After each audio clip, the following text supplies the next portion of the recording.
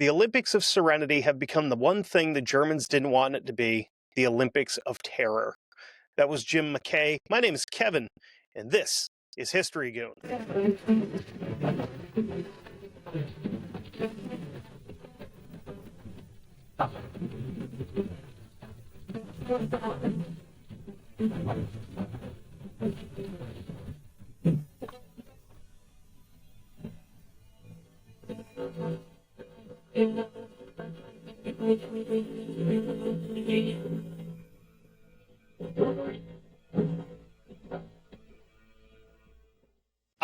The Olympics. That one thing that every 4 years or so, we drop everything and pretend we care about, track and field or whatever other sports are in the Olympics. I don't care because they got rid of baseball, which is stupid. Anyway, the other thing that occasionally happens at the Olympics is things explode, like in Atlanta, the year that Kurt Angle won a gold medal with a broken frickin' neck. So this episode is going to be multiple parts. It's going to be 2 parts. It has the potential to be way more than that if I wanted it to become a series on geopolitics and how war has been going in the Middle East for literally thousands of years, but I don't really want to muddy everything up with that because I have personal feelings about what's going on over there. To be completely open and honest, I don't really care. As an American, I am tired of watching us give my tax money to these guys to shoot rockets at these guys who we also give our tax money to. I hate it.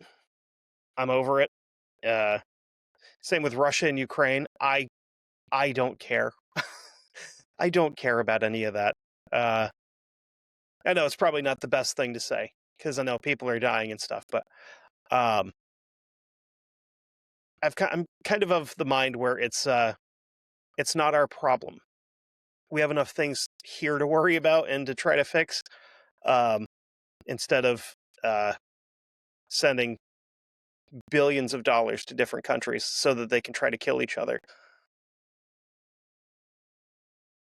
Yeah, that's kind of where I fall with that. Oh, that's going to piss people off. Whatever. I want to focus on this one particular event in the aftermath of kind of the effect that it had on the world. So there's really not a ton of backstory. We're going to kind of just jump into it because the Middle East has never been a peaceful place. The Middle East will probably never be a peaceful place, especially these 2 particular countries that we're about to talk about. 1972, Germany was a very different place. The country is divided into East and West and less than 30 years removed from World War II. And when I say East and West, I mean you have East Germany, which is run by the Soviets, and West Germany, which is run by allegedly the English and the US, but I don't really know how much input the English had there. I know the US was there because there's a power vacuum. Where you find a power vacuum, you'll find the United States government. Anyway, this was the first time the Olympics had been held in Germany since 1936, which was basically just a reason for Hitler to wave his dick at the world and get really upset when Jesse Owens was super fast and beat all the white men. Another important and very symbolic event happened at these Olympics. This is the first time since the formation of Israel as a country that any of their athletes or representatives have been to Germany since the end of World War II. Because a thing happened, right, that would probably upset Israelis who are Jewish. We'll talk about that later. We'll eventually on this show come around to the point where we talk about World War II once or twice. German authorities and the Olympic Committee were both understandably nervous about this, considering the wounds of the Holocaust are still fresh in the minds of the entire world. Germans are still the bad guys, you know? And if you had an action movie in the 70s or 80s, very good chance that one of your bad guys in it is German or Russian. Because we hadn't invaded the Middle East yet to make them bad guys. And just making the Chinese bad guys all the time, that's hack, you know? Or North Koreans or Cubans. Even though Red Dawn, the original Red Dawn, is one of my absolute favorite movies of all time. Love that. Someday. Not an episode, but like someday it'll actually happen. And there'll be folks out there just loot dropping North Korean troops out of the sky, or Russians, and getting some of those super cool AK-12s or whatever they're running at that point. But someday. They wanted to prove that West Germany had become more progressive, and they welcomed the Jewish athletes with open arms. Part of this show of being more progressive was to show as little evidence of police and military security as possible. They thought that showing like any amount of force would be in poor taste. In the business, that's what we call foreshadowing. Even though the Germans thought that this was a good idea, the Israeli delegates that had arrived weeks before the event to kind of inspect the facilities and the areas and make sure security was okay, they're not so sure about this. Something's not kosher with them. They've been very security-minded for quite a while, starting mostly with the Six-Day War in 1967, where Israel is pretty much surrounded on all sides fighting for their survival as a nation. Also, a thing would happen with the USS Liberty. Look it up. We'll talk about it at some point in time. Hopefully, Mossad doesn't get my IP address. That would be unfortunate. More recently, the Israelis had been receiving threats from a Palestinian group calling themselves Black September. So, spoiler alert, we're talking about Israel and Palestine, which has not been a hot-button issue since this happened. Nothing bad has ever happened between Israel and Palestine ever since then. Except for that one, or, I don't know, like 150,000 events that have happened between then and now that they continue to just dislike each other. I say if they're going to continue to fight over it, we just give it back to the Romans, but that's just me. Anyway. The group named themselves after the Black September conflict, where the King of Jordan declared military rule over Palestine and had thousands of Palestinian soldiers killed. The Israeli team was supposed to be staying partly on the ground floor at the address of 31 Connolly Strasse, which the Israeli delegates immediately thought was a bad idea. They said the location was vulnerable and insecure. Tactically, like if you're trying to attack something, spoiler alert, a first floor room or building or anything like that, a lot easier than having to go up a set of stairs or try to pull a no Russian situation and come up in an elevator. So first floor, way easier, especially if you're going to do something like what we're about to talk about here, or say they wanted to do it differently and just hose the building from a distance with rifles. Would have been a lot easier on the ground floor. The Israelis held meetings with members of the local police, security, and Olympic Committee members to voice their concerns. They were told the matter would be looked into, and of course, it wasn't. Why would it be? This is not just a failure on the part of the Germans and the Olympic Committee, but also on part of the Israelis. Got to give them some of the blame here as well. The Israeli Minister of Defense told the delegates to, quote, concern themselves with matters of sport and not with matters of security. Just go do your stuff. Go do your weightlifting. Don't worry about anybody trying to kill you. That's crazy to think about. Could have been like, hey, listen, you have a much higher chance of contracting an STD in the Olympic Village than you do of having a Palestinian terrorist group kill you there. Which, I mean, statistically is true. Because I could only imagine how many people in the Olympic Village are just. I mean, you've got athletes. You have these young, prime athletes in the prime of their lives from all over the world, and you just stick them together in one spot. People are going to do what people are going to do. Now, there's been a series of recent events leading up to this, such as airplane hijackings, threats made, and attacks being carried out against Israelis. And there's been enough of them for them to take that as a legitimate threat. And not only are these threats being made against like Israeli people and the Israeli government, there's also threats that are being made elsewhere where the information's starting to roll into Mossad offices. We'll talk about Mossad again next episode. And a lot of this information coming in that Mossad is picking up is about potential upcoming attacks somewhere in Europe. Germany's not specifically mentioned. Munich's not specifically mentioned. But with that being said, the Israeli Olympians moved into their quarters in the Olympic Village with no special security arrangements made for them. The Bavarian and German federal police were very nervous to present any openly armed security for fear of making people think that this is going to be like the Olympics were in 1936.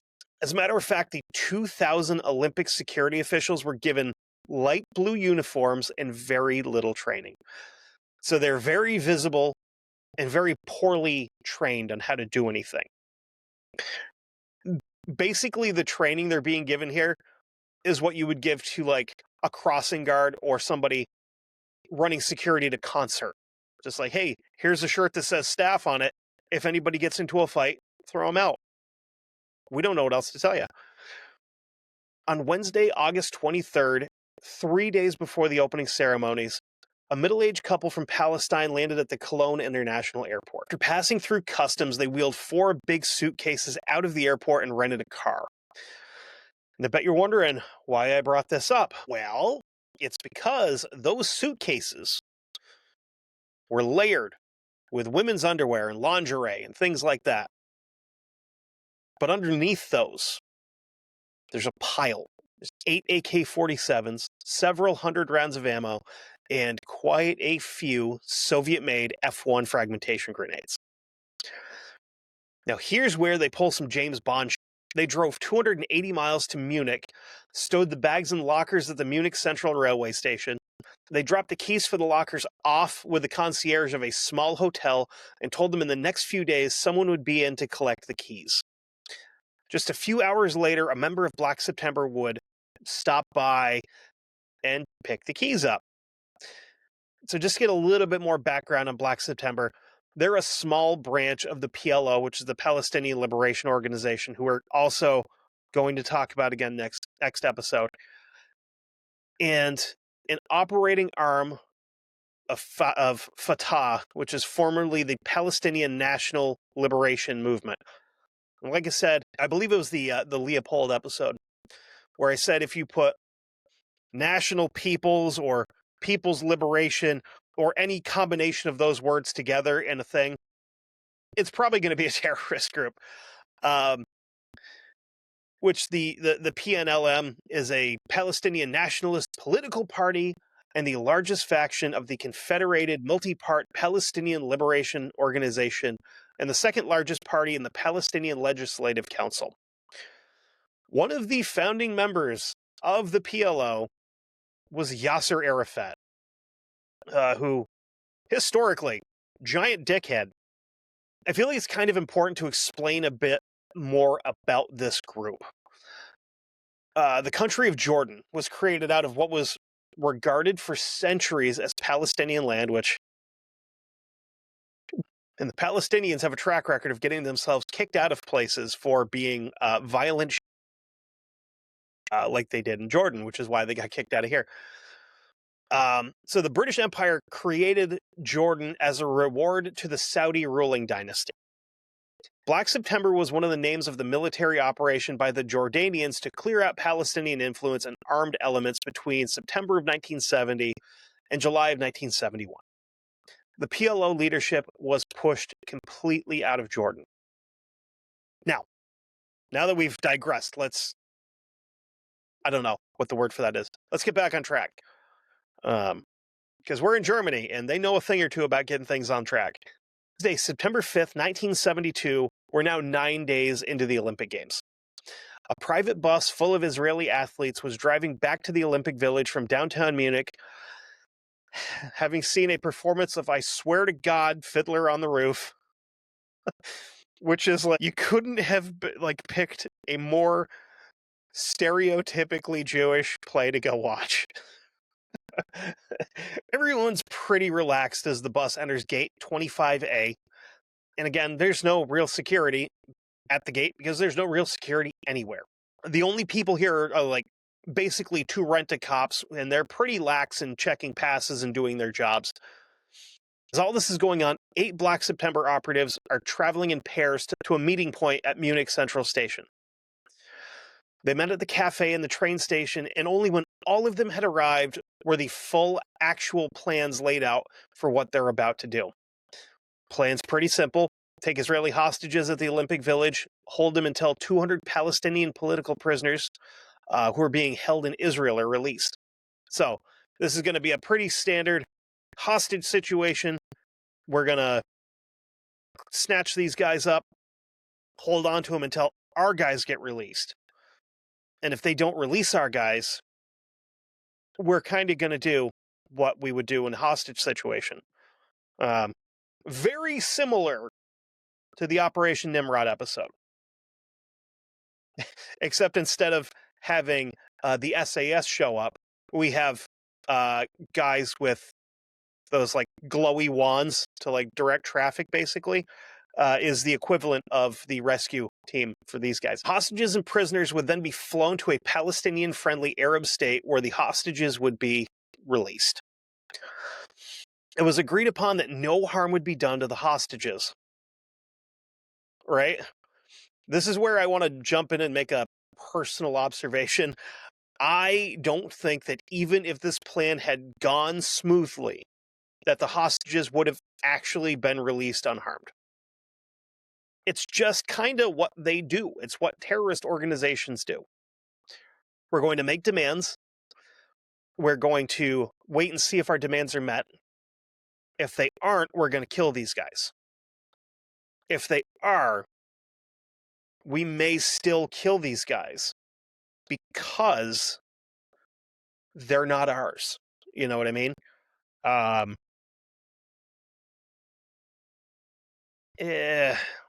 Bit of a gray area. Because again,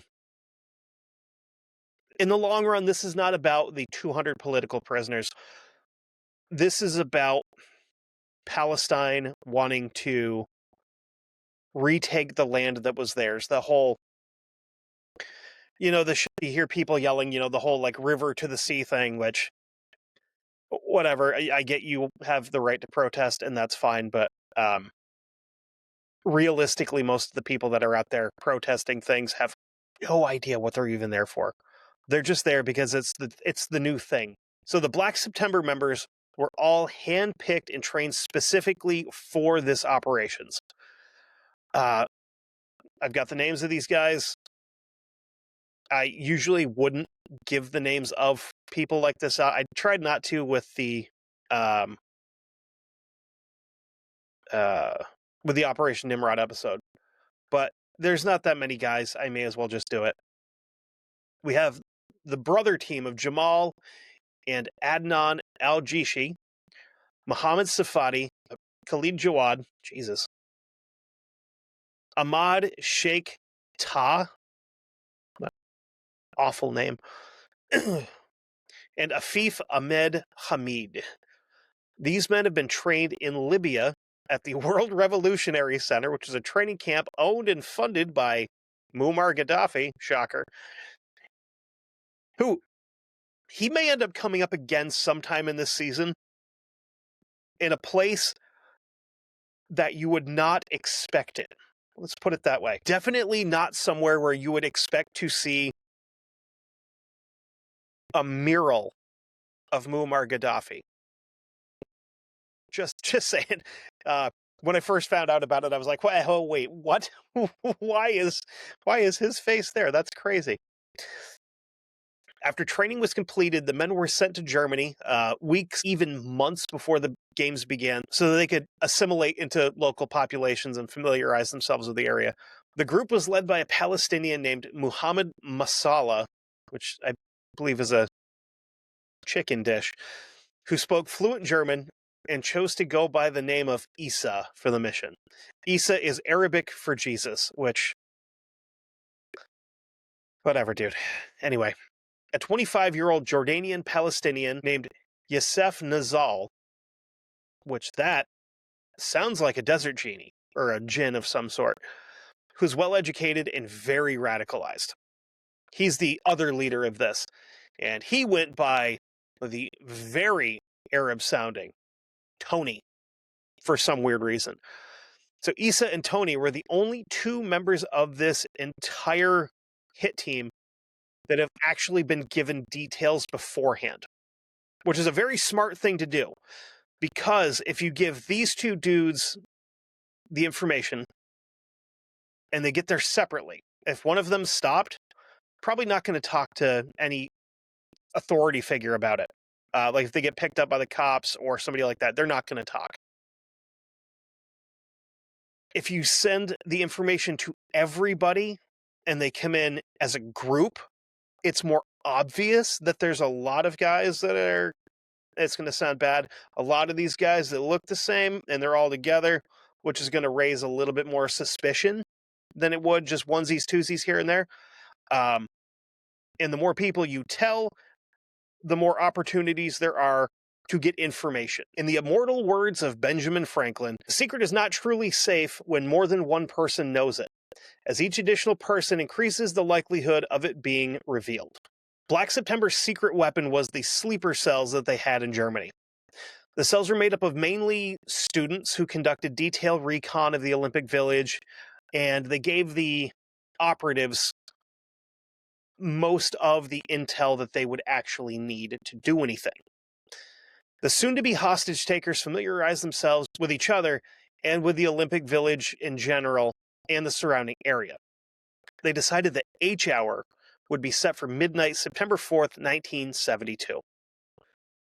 Shortly before midnight on the 4th, the men broke off into two groups of four and collected the weapons bags from the railway station. After collecting the weapons, they dressed in training suits to blend in with the athletes and rode in two separate cabs to the Olympic Village. At around 4 a.m., the men scaled the fence near Gate 25A, which is where the Israeli bus had come back through, and the quote-unquote guards thought that they had just been athletes returning after a night on the town. They didn't even stop these guys to talk to them. They just went, huh, that's weird. They're probably just guys coming back from having a couple of beers, right? Yeah, that sounds about right. This whole thing is stupid. It all could have been avoided. Could have been avoided if Germany wasn't trying to look good. They could have just done their jobs and provided security, and this whole thing would have stopped. All it would have taken is one dingus to unzip a suitcase and go, oh, hey, these aren't underwear. These are rifles. Maybe we don't let these particular guys in, right? I don't know. Hindsight and whatnot, I guess. So they didn't rouse any suspicion, and they even helped a group of drunk American athletes get back to the village as well. The Palestinians in their athletic gear look just like they should be there. They'd switched the rifles into an Olympic official duffel bag. So just these giant bags with the Olympic rings on them, and, because that looks less suspicious than dudes coming over the fence with suitcases, I guess. All that being said, there are still reports that they had been observed by 6 postal workers. So this group of postal workers saw this group of guys, and they're like, that's kind of suspicious. And they went to the local authorities and told them, and the report was not taken seriously and never followed up on. If it had been, I wouldn't be doing this episode. I'd be doing an episode about the attempted attack and kidnapping of Israeli athletes at the Olympics. They approached 31 Connolly Strauss where the Israeli athletes are sleeping. They removed the AKs, loaded them, and ducked into the shadows. Shortly after 4:10 a.m., they got to the front door of apartment 1, which was the lower floor unit. One of the men had a spare key that had been made. The key was not like a true copy because it couldn't unlock the door right away. Unknown who gave him the key, probably one of their contacts. And at this point, this is very possible that this copy may have been a handmade key, because a lot of the times you can actually you can do that, I should say. You can like press a key into clay to get the impression, and then you can take a piece of metal or like even a key blank and copy the teeth, like the teeth pattern on the key. And sometimes it works, sometimes it doesn't. Why? I don't know how hard it would have been to have a key cut in 1972. I can tell you that having a key cut in 2025 at Home Depot is so impossible that the company I work for actually bought us a key machine. So we cut our own. The sound of the key in the lock woke up Josef Gutfreund, a burly 40-year-old wrestling referee. He approached the door barefoot and in his underwear, and just as he got to the door, it opened and he saw the most recognizable rifle in the world, and realized something awful is about to happen. He hurled his bulk at the door, shouting out warnings to the others in the house. His yelling woke up Tuvia Sokolovsky, who was a weightlifting trainer, who leapt out of bed and started shouting to wake the others as he hurtled towards the back door. So we've got one guy, one giant man holding the front door, and we now have another giant man headed towards the back door. Sokolovsky, that's spelled with the SKY, meaning that this guy's Russian and a weightlifter. So he's probably roughly the size of a house. So Tuvia is headed to the back, like the back entrance. And he's yelling for everybody to follow him. He punches a window out to try to escape. And didn't take time to unlock the door or to be like, hey, maybe we didn't lock it when we came back from Fiddler. Hulk smashes this window. And as that happens, the Palestinians then flood through the front door. They overpower Gutfreund as Sokolovsky is trying to escape. One of the Palestinians pulls up and just rips like a half a magazine at him.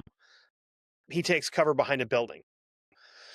Back in the apartment, the remaining 6 Israeli athletes woke up to armed men dressed in tracksuits and balaclavas ordering them out of bed, which has got to be just like the weirdest fever dream I could imagine, especially like 4 o'clock in the morning. I mean, I'm sure these guys are probably used to getting up fairly early because they're like athletes and they're training at all hours, but who knows? You know, maybe the Manischewitz was flowing when when they were down to Fiddler and Fiddler on the Roof. And maybe they had a couple, they tied a couple on, and you're planning on sleeping in. You're going to get up like 6:30, not 10 after 4 with a rifle in your face. The hostages were then herded into a second-floor bedroom where they were tied up with pre-cut lengths of rope and forced onto the beds. So, unfortunately, these Palestinian terrorists are very well prepared. The 6 hostages were Josef Gutfreund, the guy from the front door, the track and field coach, Mitzer Shapira, who was 40, marksmanship coach Kehat Shore, which, man, that's unfortunate. You have a marksmanship coach there and no guns. This could have turned things around a little bit. 53. Andrea Spitzer, the 27-year-old fencing coach. I mean, shit, if you had a sword there, you could have turned something around a little bit. Yakov Springer, who is a 50-year-old weightlifting referee, and this might be the most Jewish name that I've ever heard. Moshe Weinberg, who's a 33-year-old wrestling coach. So you really think about it, you have all these like combat event coaches and athletes. and they couldn't do anything. Weinberg, who had just gotten back to the apartment after a night out, kind of still had his wits about him. He dove at Issa and knocked him on his ass, which is good. Before Weinberg could get hold of the weapon, he shot through the cheek, which, ow. The wound is awful, but it's not life-threatening. Because honestly, your cheeks, there's not a lot there. And if it goes through, other than, blowing your teeth out, if it goes straight through, it's going to bleed like crazy, right? But there's not a lot of real important stuff there. Better than getting shot, like, directly in the mouth, where it would potentially go through and hit your brainstem and just turn the lights off. This will suck. It's going to hurt like hell, but it won't kill you immediately. Issa and 2 others stood watch as Tony and 4 others took Weinberg upstairs at gunpoint to find more Israelis. They forced Weinberg through the door of apartment 3. So the way this apartment works, I think, is you have the ground floor, and then I think the access points to the upper apartments are all indoors. I don't think there's any outdoor, any outdoor access points. I think that's all done from inside. So you got to kind of think about being woken up with a door being kicked in and seeing your friends bleeding profusely from the face, and then a handful of just dudes in balaclavas coming through. That's got to be sobering. Very, very quick wake-up call. Apartment 3 is where the gunman found the following athletes. David Berger, a 28-year-old American-born weightlifter. Eliezer Halfin, a 24-year-old Soviet-born wrestler. Mark Salvin, an 18-year-old Greco-Roman wrestler. He's not Greek and Roman. Greco-Roman's the style of wrestling. It would be cooler if he was a professional wrestler, just like DDT is one of these guys. Yosef Romano, a 32-year-old Libyan-born powerlifter. Zayev Friedman, who's a 28-year-old Polish-born weightlifter. And Gad Saberi, who's a 28-year-old freestyle wrestler. The men were marched, confused and still half asleep at gunpoint, downstairs to the first apartment to join the rest of the team. While the gunmen were forcing them downstairs, Gad Saberi made a break for it, running in a zigzag through the parking garage, and he actually managed to escape. While the Palestinians had been distracted by Zabari's escape, Moji Weinberg took the opportunity to try and wrestle a gun away again. There's a burst of automatic fire, and Weinberg hit the floor dead immediately. So that sucks. But at the same time, you got to do something. Because you don't know what the hell these guys want. They have not made their intentions clear yet.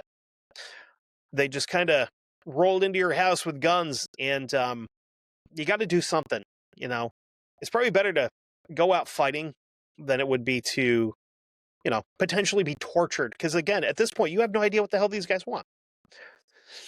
The sounds of gunfire woke the rest of the complex, and the remaining 5 Israelis were shoved into the apartment, and the door was closed behind them.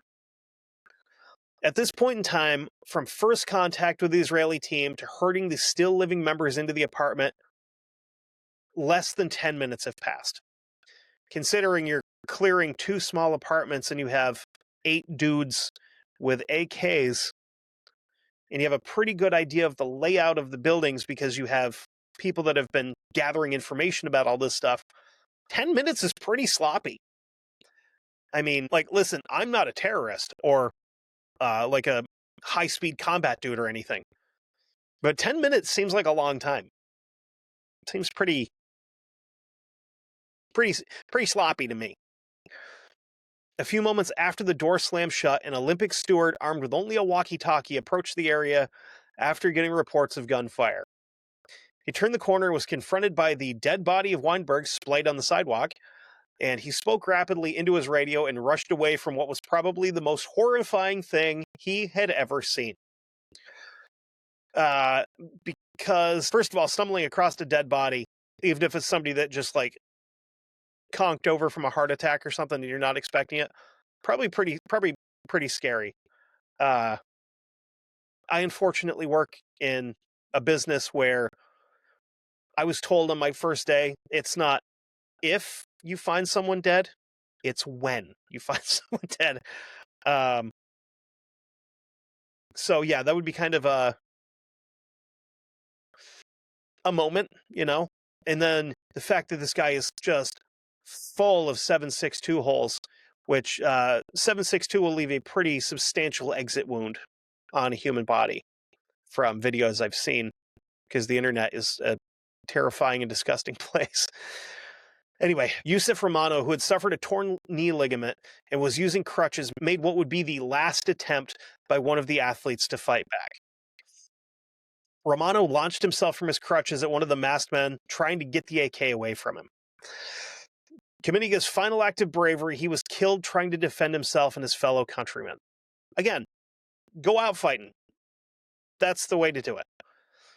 By this point, the entire Olympic Village has been awoken by gunfire, and telephones begin ringing all over the city of Munich and all over the world as athletes tried to contact the authorities and people in their respective countries.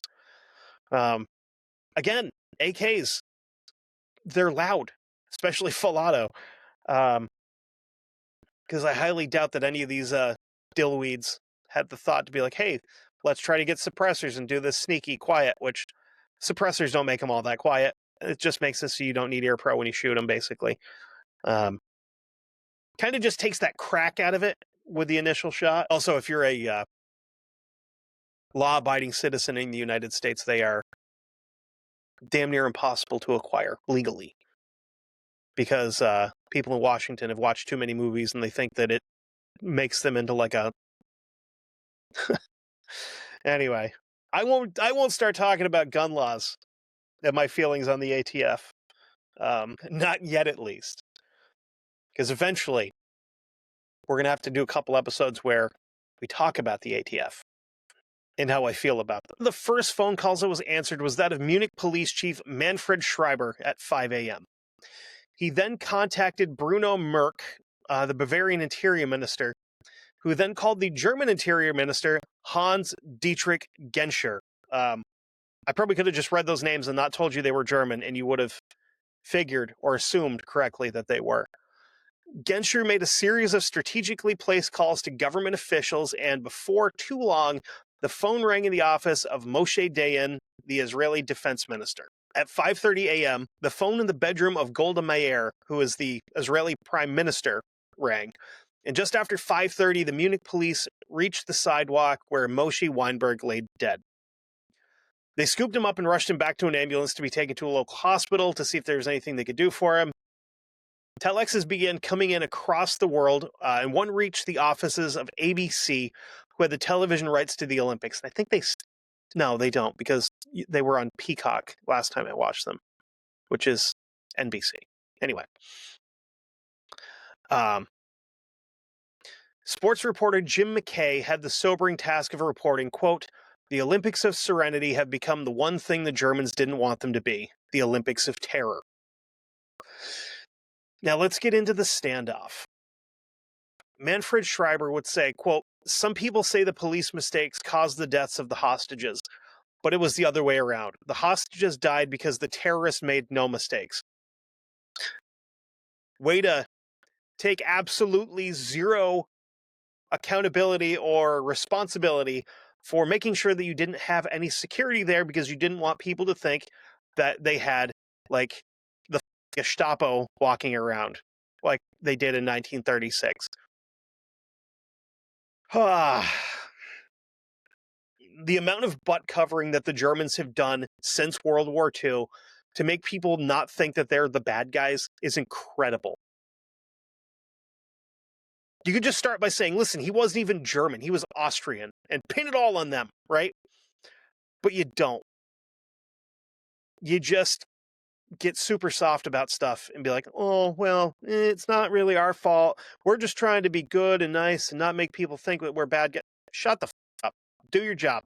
Security is important at things like this. Thank you for coming to my TED Talk. The first sign of willingness to communicate from Black September was a 2-page typewritten script that was dropped by one of the masked men from the balcony to responders.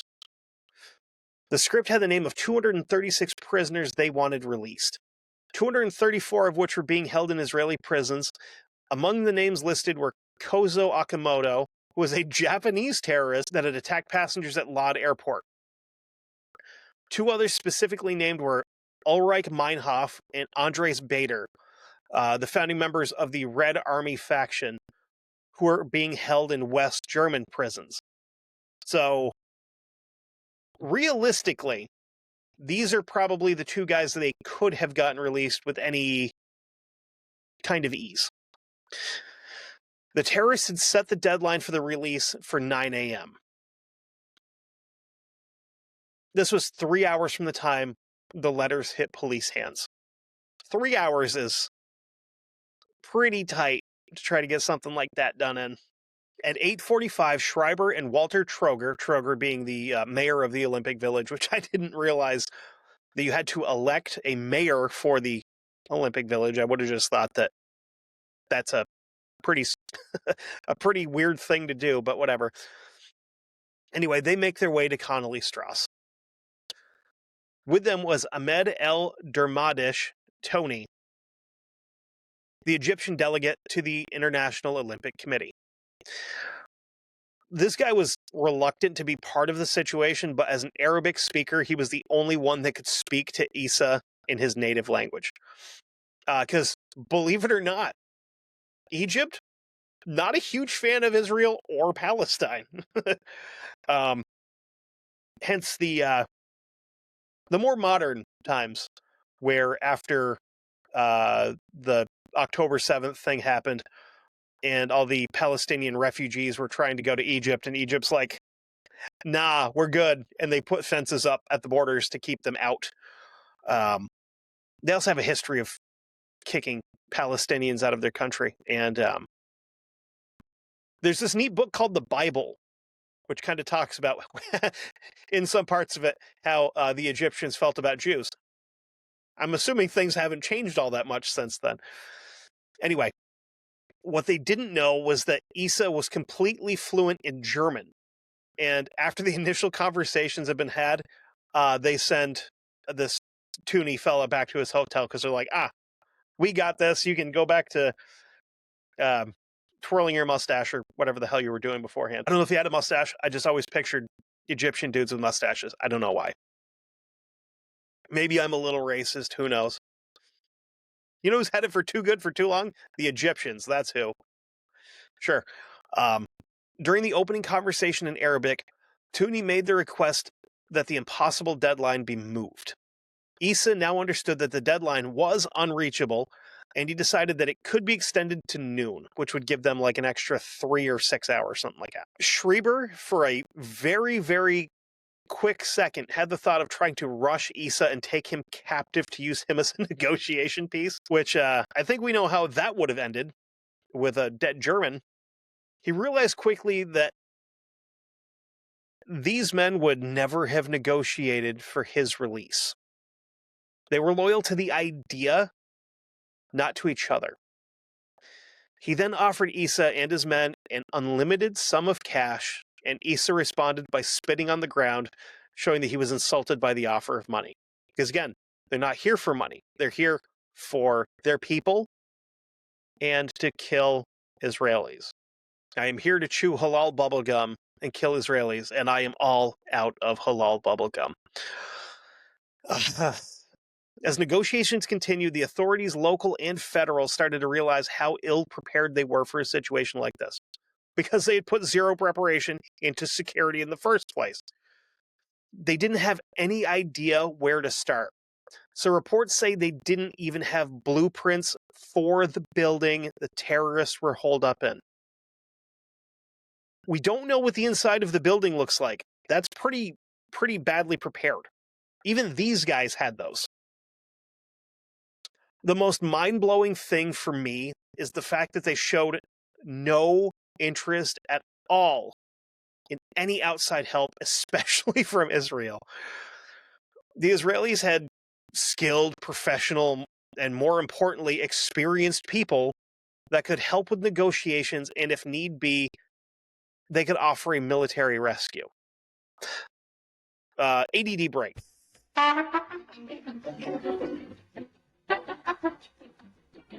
So just for a laugh, it's a 3-hour, 45-minute flight from Tel Aviv to Munich. Pretty sure They could have, if they were informed from the very beginning and said, hey, we may need your help at 4 o'clock in the morning, they probably could have had a crew of Mossad dudes or IDF guys, like special forces, whatever, on a plane in there in less than that. And they probably would have just gone in, kicked the doors in, put bullets in these guys, and called it a day. They would have collected their dead. They would have gone home. But the Germans were being stubborn, and they didn't want help. This entire situation pisses me off, because none of these countries are doing the right thing. Anyway, Troger spoke at length with Issa and found out the situation the terrorists were in. Issa told him, quote, either way, we are dead. Either we will be killed here, or if we go out and give up without having hostages, we will be killed where we go. This, again, not something anybody was prepared for. The ideal plan for the Germans would be for the Israelis to release the prisoners and have the hostages released, and for all these to be loaded onto a plane and away from the Olympics so that the games can continue.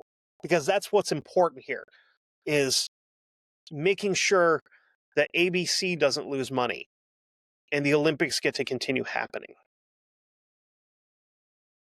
Golda Meir and the Israeli government had the experience and understanding of how the minds of terrorists worked. They realized that if they gave in to these Palestinian demands, it would only encourage future attacks. If you give a Palestinian a cookie, he's going to want to go kill more Jews. Needless to say, the Israelis refused to even consider negotiating with the Palestinian terrorists. The Israelis' only demand was that the Olympic Games be suspended until the situation could be handled.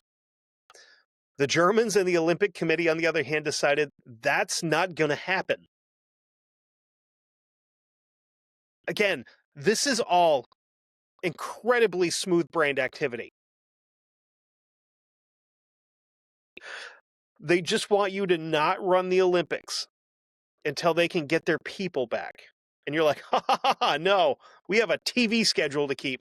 Well, 9 Israeli athletes are being held at gunpoint. The volleyball finals were being played between Japan and West Germany. Obviously, the priority is for 2 countries that I don't immediately think about when I think about volleyball, to see who gets a gold medal. Eventually, Israel applied enough pressure that the Olympic Committee agreed to put a hold on the games long enough to hold a memorial for the 2 athletes that had been killed. In Israel, an emergency cabinet meeting was being held where it was agreed that the Israeli ambassador to West Germany, Eliashiv Ben-Horon, which I got a 0% interest loan when I said that name, would explain Israel's position to the German authorities in Berlin. Israel would not bargain with the terrorists, and the only acceptable outcome was the release of the remaining hostages and the arrest of the bad guys. The Israelis made the decision that if the hostages were released, they would consider releasing the Black September prisoners, and the Israelis made it clear that it was expected that the Germans would do anything in their power to make sure the athletes were released safely, except delay the volleyball finals. Ben-Horon arrived at the Olympic Village at 11 a.m., which is an hour before the deadline. Diplomatic channels stayed open through the entire situation, even though Ben-Horon was very cold when delivering the terms to the Germans.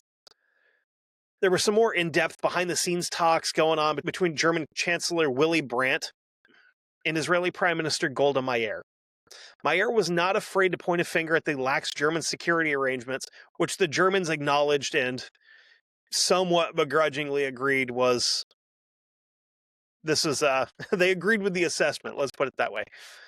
Meir also insisted more than once that the Germans allow an Israeli tactical team to assist in the rescue operation. The German chancellor thanked her, but declined the offer. She kept telling them that their people had more experience with these kinds of situations, and that since the hostages were Israeli, she should have some right to get involved, which, yeah, I guess, because honestly, had this been an American team taken hostage, we would have had Green Berets cutting through the roof within an hour of that happening. Had it been Brits, the SAS would have been there. Just saying. I mean, had it been Germans, GSG-9 would have been there, kicking doors in, shooting bad guys. But for some reason, they're like, yeah, we got this. Which, spoiler alert, they don't got this. So just to put it this way, just because the Germans refused help didn't mean they had it all figured out. They still have no idea how to handle this entire situation that's getting more and more delicate as we go through it. Germany had a very convoluted rule on the books at the time. I'm not 100% sure if it's still in effect or not, where deploying any federal armed forces into a state without invitation was strictly prohibited. Because each state was sovereign, meaning that the crisis could only be handled by authorities in said state, so in this case, Bavaria. This meant that the amount of help that could be offered from the federal side was dependent on the willingness of the local government to accept it. So that'd be kind of, I mean, that's such a weird situation. That'd be like, say there was, I don't know, say there's a terrorist attack in California, right? That would be like them refusing to let federal troops come in to handle it because they have the state police there. You know what I mean? It's a really dumb rule, I think, especially for a situation like this, where help from like actual like military or like some badass special forces dudes would have ended this situation almost immediately. But because you have to get permission from the state that it's taking place in, you can't do anything. And the Bavarians obviously refused to help. We can handle this. You can't. So just to recap, the Israelis have offered to help the Germans. The Germans refused. The German federal government offered to help the Bavarians, and the Bavarians refused. I don't know if it's a pissing contest or what, but people's lives are at stake. And bureaucracy is doing what bureaucracy does, and that's to get in its own way half the time. At 31 Connolly Strauss, officials jockeyed for position of control, and the situation grew more and more tense as the hostage takers are starting to get a little antsy because they've been awake for like almost 24 hours at this point. Issa was growing more irritated and eventually agreed to extend the deadline to 5 p.m. after being told that bureaucratic issues across multiple time zones were making it difficult to arrange the transfer of information. This is a time before internet, so all this stuff is being done through telex machines or phone calls. So as minutes are falling off the clock, the Germans are simply buying time for the sake of buying time. No prisoners had been scheduled for transfer or exchange, and they still had no plan how to do this. At 4:35, with less than 30 minutes left of the deadline, a noticeably more agitated Issa changes the demands. This is a relief to Schreiber and Troger and Merck because it bought them even more time. They didn't realize what the demands were going to be, though. Issa and his fellow Palestinians demanded that they and the hostages be flown to Egypt, where they would meet with the Palestinian prisoners that the Israelis were supposed to release, and they would make an exchange of hostages for prisoners there. The Germans loved this idea because that took all of this off their hands. They can just wash their hands and walk away because now it's some other country's problem that they can deal with, and the Olympics can get back underway as scheduled. Because again, that's the priority here. Not trying to save people's lives. It's about making sure that, whatever event starts on time. Genscher, however, insisted that he inspect the condition of the hostages before they make any arrangements, okay? For all the shortcomings and honestly laziness, that was a pretty ballsy thing for a negotiator to do. He and Troger were allowed into the apartment. The two men were shocked to see the state of the 9 men with their hands and feet bound, bloodied and bruised. Then their eyes fall into the corner where Josef Romano was laying in a congealed pool of blood. The two negotiators left, having determined the remaining hostages have no life-threatening injuries. So, we're good, right? So as all this is going on, well, these guys are still in there. There's some talk kind of like in back rooms about a possible tactical rescue. One idea was to disguise 2 policemen as chefs to storm the apartment while delivering food. You imagine, like, that'd be the modern equivalent of that would be like, what if we sent 2 DoorDash guys, right? And then they open the door and they're like, why is there 2 of you? And they're like, because he's training, we're the police, you know? That is the stupidest idea. The dumbest thing, like, you may as well have been like, hey, we're gonna put like a cartoon turkey on a wheelie cart, and we're gonna stuff an entire SWAT team in the bottom of the cart, and then put a tablecloth over it to disguise them, and we'll just wheel it in, Trojan horse style. This idea probably, realistically, would have resulted in the deaths of everyone in that room, including the police. Another plan, which people watched play out live on international TV, showed 12 local policemen, some of which were not overly skilled with firearms, because, again, this is Europe. And more specifically, it's Germany, where Germans did a bad thing in the 30s and 40s. And then we, as a collective of countries, informed them of the mistake that they have made. And we provided corrective action. And then decided that they couldn't have guns in a military anymore. And then, no offense, but Europeans got soft and went, we don't really need guns. You guys can just take them. And then when we get attacked by terrorists or whatever, we'll just send the police out with sticks. It is what it is, right? Which is why, as Americans, we shouldn't give up our guns. My thoughts as a Second Amendment enthusiast, let's put it that way. Anyway, so these guys that lack any kind of skill with firearms are deployed onto the roof of the apartment block and were ordered to burst in through air ducts and windows. So we're going to die hard this thing. Actually, probably a better description of how this would have worked would have been, for anybody that's seen Boondock Saints, the scene where they go in to try to kill that, was it like Bosnian mob boss or whatever, and they're crawling through the ducts, and they fall through, and because one of them insisted on bringing rope, they get caught, and they're just dangling from the ceiling. God, that's a great movie. I haven't thought about Boondock Saints in so long. Oh, man, I might have to watch that again. Anyway, so this plan works really well because when the Palestinians saw the police deployment on the TV in the apartment, they ordered the police to remove the team from the roof or the hostages would be executed at 6 p.m. I don't know why they would have thought that these guys wouldn't have turned a TV on to see if there was any news coverage of this. That is wild. What Genscher and Troger had discovered during their visit was what they thought was a accurate number of Palestinians involved. The Germans originally thought there was 4 gunmen.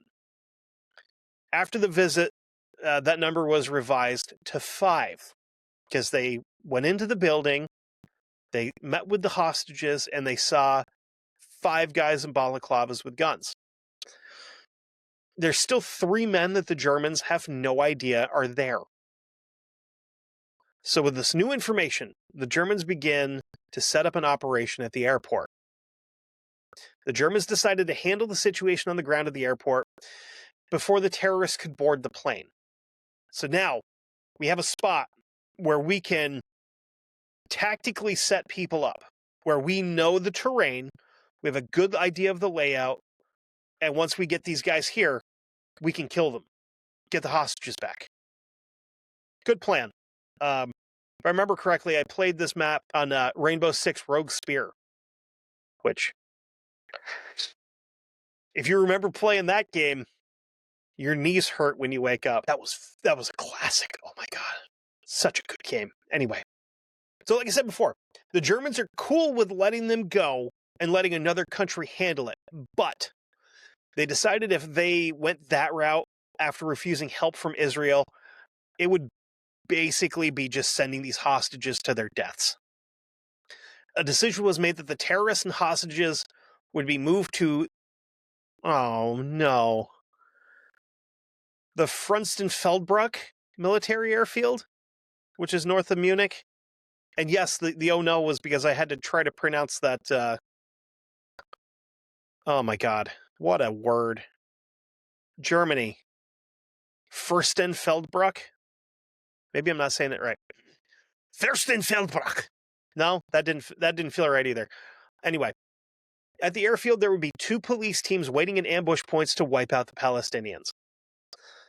The first team would be dressed as flight attendants aboard the Lufthansa Boeing 727, where they would ambush Tony and Issa as they boarded the plane. Why do we have to have disguises? I don't understand the Germans' obsession with, like, did they have a budget for costumes? Like, we have to make sure we have to get 2 people, right? We have enough money for 2 costumes. Either way we go, they can be chefs or flight attendants. But we have the money to do 2 costumes. So we have to pick 2 people, and then we have to use this idea of having people in costumes. Just send badasses in camouflage out there to shoot these guys.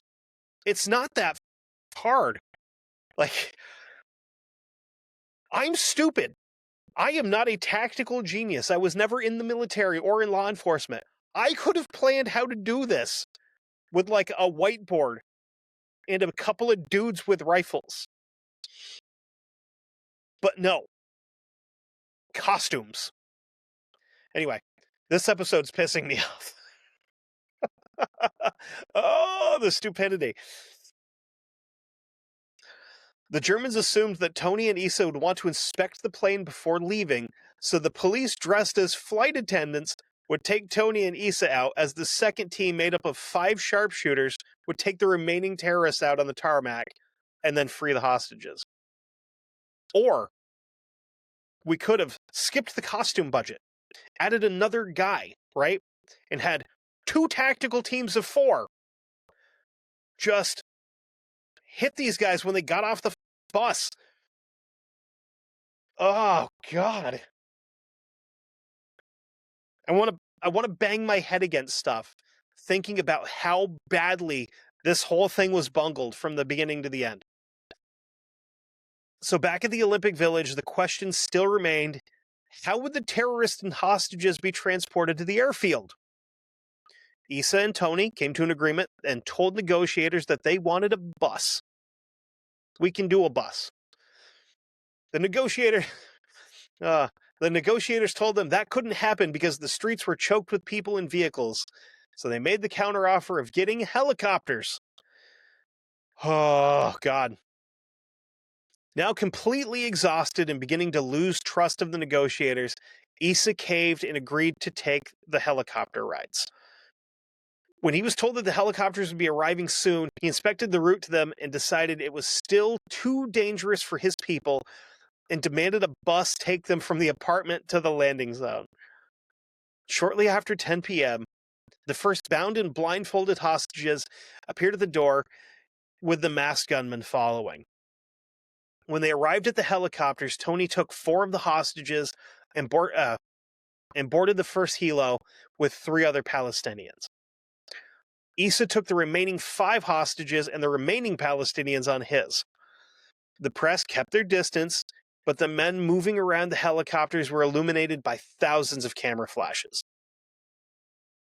Which, if they had been muzzle flashes, this whole thing would have been settled. But I mean,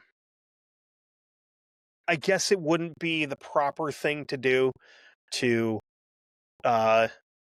shoot these guys in front of people, I guess. I mean, after the helos of the terrorists and hostages took off, another helo landed to pick up senior federal and Brazilian. So they're half Brazilian, half Bavarian. Which, I mean, there's some people out there like that, but landed to pick up senior federal and Bavarian officials along with the members of the Israeli intelligence department.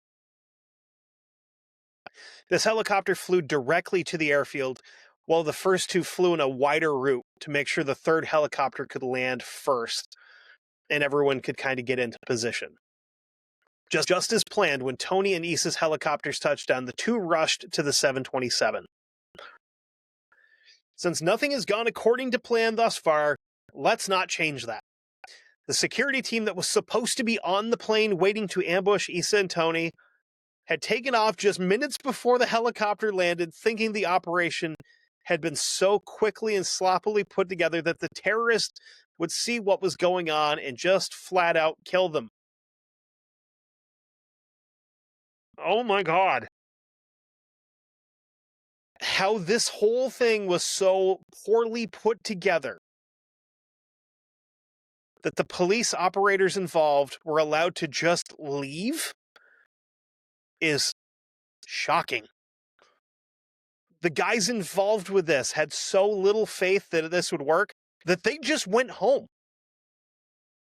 They went and got a sausage or something and were like, this is a stupid idea. This isn't going to work. We're going to go get coffee. Issa and Tony entered the cold, quiet, and incredibly empty plane, and suspecting a trap, immediately retreated from the aircraft. Now, the two sharpshooters, and I use that term very loosely, didn't know of any of the changes to the mission in the plane. The reason I use the term sharpshooters loosely is because none of them were trained snipers. Matter of fact, the only reason these guys were selected is because they were the only ones that had any basic experience with firearms. They were told to expect 5 targets, and yet there are 8 bad guys on the tarmac. The sharpshooter team still thought that they had guys in the plane. They didn't know they had left yet. At 10:40 p.m., the commander of the police force at the airfield ordered 2 of the marksmen to open fire. Only one Palestinian was hit, and the other took cover under the helicopter and started returning fire with long bursts towards the sniper nest. And the only shot that landed hit Tony in the foot and dropped into the tarmac, while Issa ran a serpentine in the direction of the control tower and fired short, controlled bursts from his AK. For a few moments, fire erupted from the area of the helicopters. The lights that were illuminating that area of the tarmac were shot out by the terrorists, which made it impossible for the snipers to distinguish between good guys and bad guys. In the chaos, a German police officer was shot in the head by a stray round, and it's still unclear whether it was a terrorist round or a police round that hit him. The term FUBAR would apply here for the entire thing. 20 minutes of silence followed, which led the police to believe the terrorists were saving their ammo. And so at this point here, the Israeli Secret Servicemen that are on site tried to take control and tried to take the fight to the Palestinians. But none of the German officers would follow them into the fight. The only assistance that the Germans would offer was to get armored vehicles, but they had no ETA on them. They had no idea when they would be there. They didn't tell the Israelis that the vehicles are stuck in traffic. This whole thing went pear-shaped from the jump. As the Germans sat on their hands being indecisive, a line of headlights cut through the darkness of the tarmac. When the Palestinians saw the armored vehicles approaching, they realized that the tides had turned and began their end-run strategy. One of the terrorists removed a Russian-made fragmentation grenade, pulled the pin, and tossed it onto the floor of the helicopter. When the grenade exploded, it ignited the fuel tanks and tore into the hostages. The 4 hostages killed in this explosion were Zayev Friedman, Eliezer Halfin, David Berger, and Yakov Springer. This is just incredible that any of this took place in the first place. Moments later, the Palestinian that had taken cover under the other helicopter climbed out from underneath it, shouldered his rifle, and unleashed one long, full automatic burst, killing the hostages inside. They were Yusef Gutfreund, Kahat Shor, Mark Salvin, Amitzer Shapira, and Andrea Spitzer. So, because the German authorities were stubborn and pig-headed and refused any kind of help, all of the hostages are dead. But I guess the good news is, now we can just shoot whoever's moving.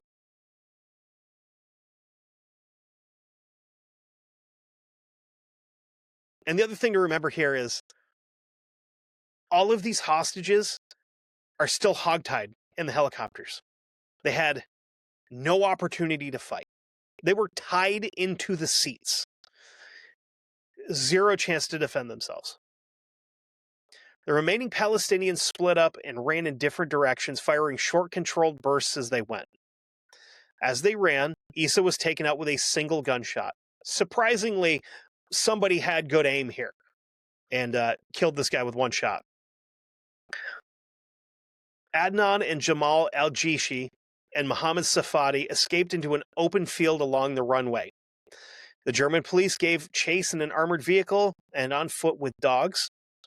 The chase lasted over an hour before the men were finally run to ground. 3 of the remaining men were laying on the tarmac and faking being dead, and they were quickly arrested. Tony escaped the initial gunfight, but he was tracked down by police dogs around 40 minutes later. The police cornered him in a parking lot on the airbase. They fired tear gas canisters at him. Most likely CS gas is what they used. And the effects of CS gas are watering eyes, uncontrollable running nose, vomiting, and in some cases, the feel of a severe sunburn and direct skin contact. Ask your doctor if CS gas is right for you.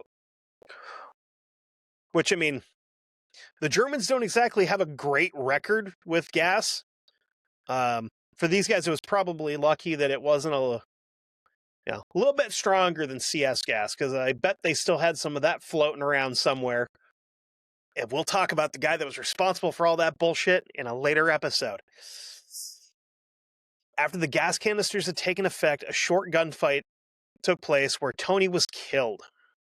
At 1:30 a.m. on September 6, 1972, the ordeal came to an end. Almost the entire Israeli team has been killed in cold blood. All of the Palestinian terrorists have either been killed or captured, including the leaders of the group, Issa and Tony, who were both among the dead. Now, this is where this part of the story ends. The story isn't over yet, but this chapter is. When I come back next time, we're going to come to a conclusion with this whole thing. Because now, after the Germans did nothing, the Israelis are about to do a whole lot. We'll come back next time and talk about Operation Wrath of God, which is a pretty appropriate name for what they're about to do. Oh boy. Now, sorry if that episode bothered anybody because of, all the current events and all the nonsense that's constantly going on in the Middle East. I find it to be a very interesting topic, because had the report from the mail carriers been even taken seriously, even looked into a little bit, none of this would have happened. Had the Germans not gotten super soft about showing any kind of police presence or military force for an event like this never would have happened. But because they're trying to make amends for past wrongs, it costs lives. Such a stupid situation. None of it makes any sense to me. Why this? I mean, I understand why it happened in the first place, because terrorists are going to do terrorist things. But the complete lack of preparation or security or anything like that is mind-boggling. This couldn't happen today because of how tight security is everywhere for events like this. Because, honestly, because of events like this, where we've seen it happen in the past, so now we have to account for it in the future. Which it sucks. It sucks that we have to do things like that, where we have to have snipers on buildings for large events like this, because they are targets for terrorist attacks. But it's a little bit of effort. A little bit of effort could have stopped this. A little bit of effort could have prevented this. But they put none in. And then when you're offered help to go, nah, we got it, when you have no plan on how to fix it in the first place, is disgusting. You had a country that was willing to send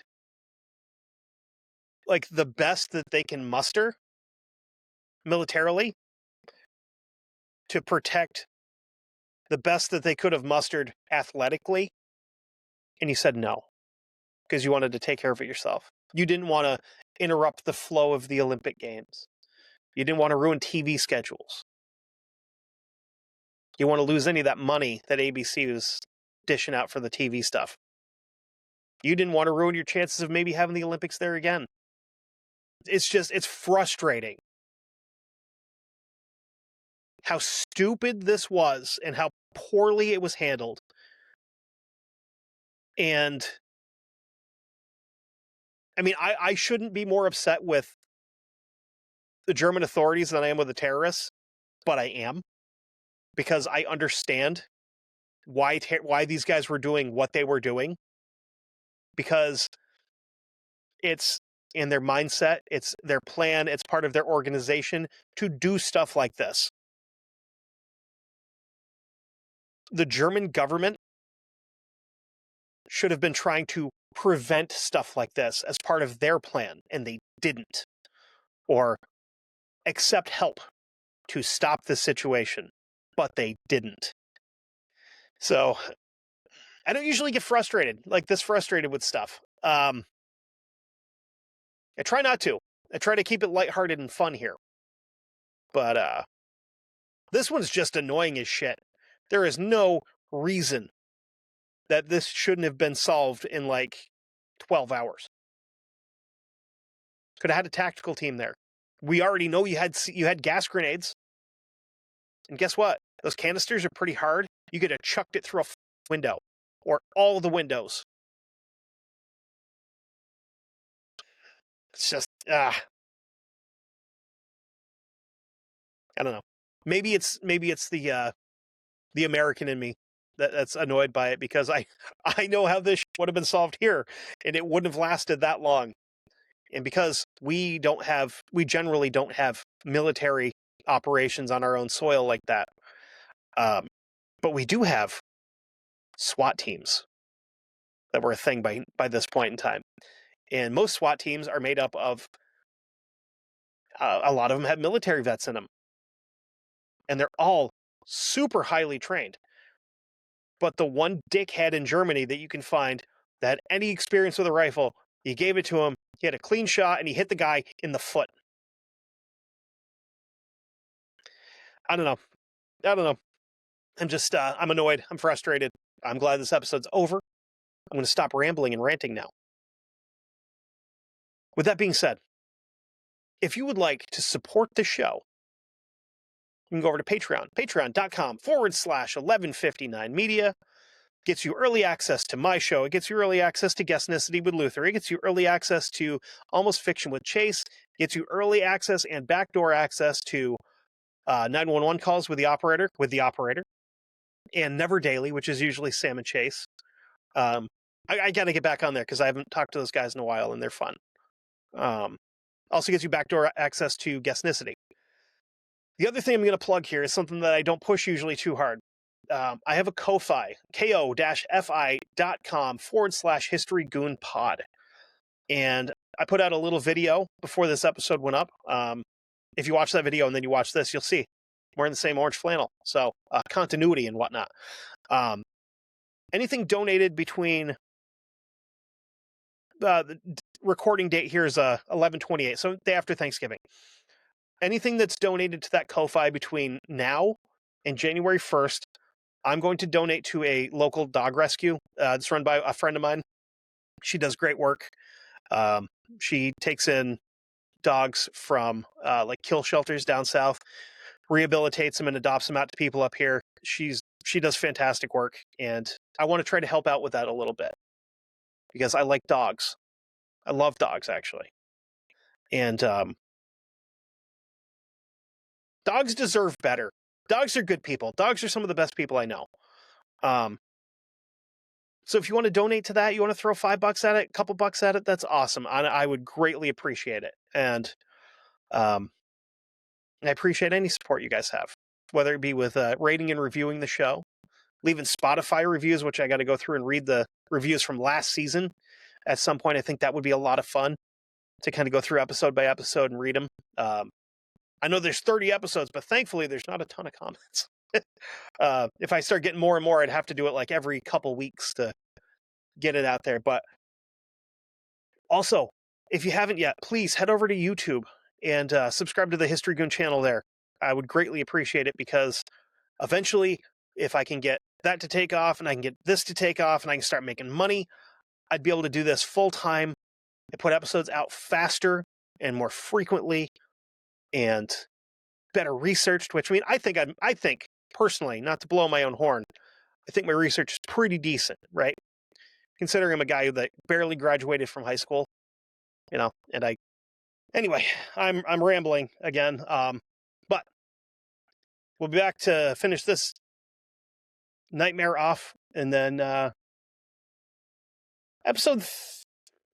be episode 3. Episode 4, we're going back to like Revolutionary War times. So that'll just be full of terrible language, like not bad language, just badly written and spoken language. But it'll be fun, and it's gonna be interesting. The next episode, but anyway, we're all gonna die someday. So go out and do some goon shit and leave a mark on the world. Maybe not like these guys.